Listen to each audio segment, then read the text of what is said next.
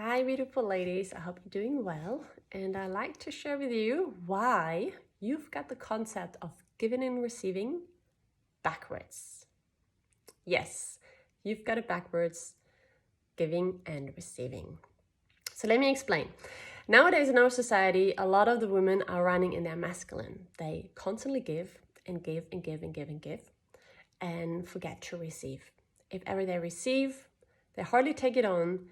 They might linger in it for a moment, but then actually just pass it on to someone else. They're like, hey, you can have it. I don't want it. I need to give. I need to keep giving, because if I don't keep giving, then I won't receive. But then again, they forget to actually pause and to receive. One of the main feminine qualities is to nurture. We all know that, especially if you look at the women, at mothers, they nurture their little children. They nurture the children for them to grow up, to become strong, and to then actually go out and venture the world, right? And let me give you some other examples. So usually it is that the man gives the sperm to the woman, comes together with the egg, and then out of that, a baby is created. Also back in time, old concepts, the man would give a house to the woman. She would make it a home. Or men would go out hunting, and when the men came back with the prey, they would give whatever to the women that they could basically cook a meal out of that. And nowadays, we have totally forgotten to do that. What we think basically is, I think there's a concept of like, if I receive, then it's just going to be, I want to have it for me, and I'm just going to hoard it, and then I'm going to be I'm going to be an awful woman and an awful person. No one's going to like me. I have to keep giving and never receive, because if I keep giving, that's when I'm going to be lovable. Like, no.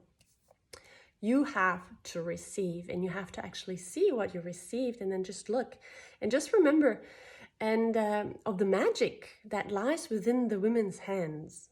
Okay, like I said before as well, men come home, hand over the crops to the women. They would actually grind it down to flour. They add some other ingredients, and there you go, you have a bread.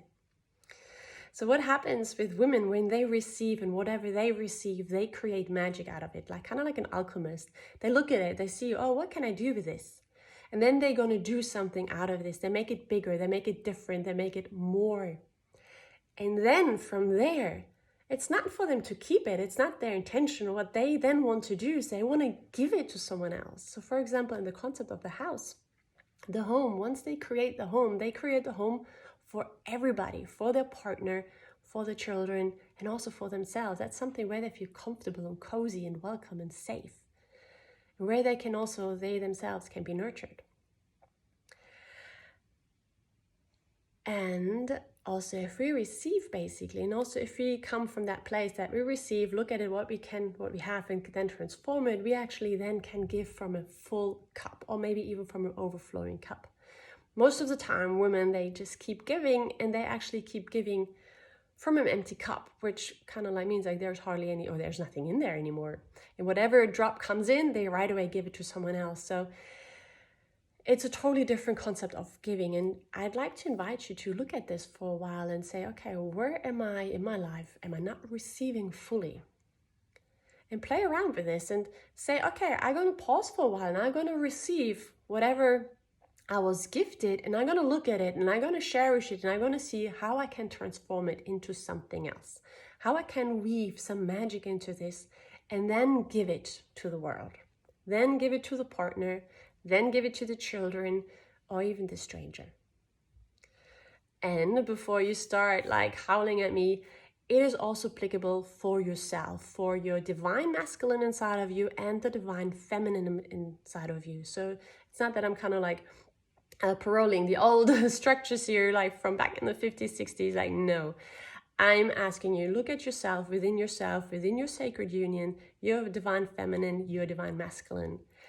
If you're a boss babe and you do all the time, when was the last time you gifted yourself a little massage? And not because you did so much, but because you deserve it, and you deserve it because you're worth it, and you deserve it because you are. Not because you achieved something, but you just say like, hey, this is I'm me, I'm the greatest gift I have. I'm gonna treat myself just because. Same thing. When did you last cook something super nourishing and savory just for yourself? You can go, obviously, with the money that you have earned. You go to the market, go to get the best produce that you feel is the freshest, the best, the whatever your values are in regards to buying the food. Go home and then actually sit there or stand in the kitchen and really cook something for yourself, but with a lot of love and because of the pleasure of it, not because you have to eat, but because you want to eat something super savory and you want to cook it for yourself. And it doesn't matter if there's anyone around you that's going to share that food with you. Do it for yourself. And I repeat it again, I'd like to invite you to have a look at this concept and see it from this side. Allow yourself to receive. Whenever you get gifted something, receive it, look at it, hold it, stay with it, then see how you can transform it and create it into something else, something more, something different, something new. And then give from that place. And most probably what you will notice, once you give from that place, you are still full, your cup is still flowing, your cup is going to be overflowing, so that from this place, whatever you give, it's going to be so much more of quality and much better received than if you did it the old way around. I hope this was helpful to you. I'm looking forward to your comments, sending you lots of love, and speak to you soon again.